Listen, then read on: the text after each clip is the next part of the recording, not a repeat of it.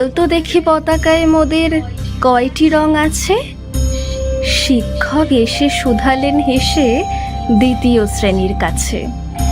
একসাথে মিলে সব ছেলে বলে চিৎকার করে জোরে, 3টি বর্ণ রয়েছে রাঙানো জাতীয় পতাকা জুড়ে।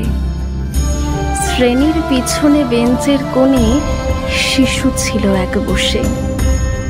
পতাকার মাঝে 5 রং আছে, বলল সে মৃদু ভাষে। কথা তার শুনে বাকি শিশুগণে হেসে খায় লুটোপুটি।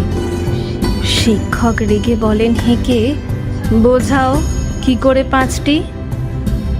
মাথা নিচু করে ভয়ার্ত স্বরে সরল শিশুটি বলে, ওপরে গেরুয়া, মাঝখানে সাদা, সবুজ আছে তার তলে, আর আছে আঁকা গোলাকার চাকা, নীল রং আছে এতে।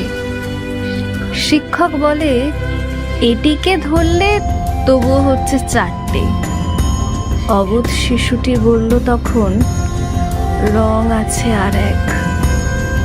লাল লাল ছোপ দাগ দেখা যায় ওই পতাকার মাঝে। বাবাকে যখন আনলে ওরা, কফিনের ঢাকা খুলে জড়ানো রয়েছে দেহখানা তার পতাকার ফুলে। রক্তের দাগে ছিল লাল ছোপ ওই পতাকার মাঝে। এই নিয়ে মোট হলো 5টি। এবার তো ঠিক আছে। সরল শিশুটির জবাবখানি কাঁপিয়ে দিল বুক। অশ্রু এলো নয়ন ভরে, শুকনো হলো মুখ।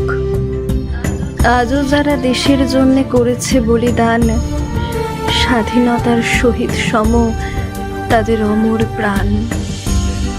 হয়েছি স্বাধীন, পেরিয়ে গেছে 76টি বছর।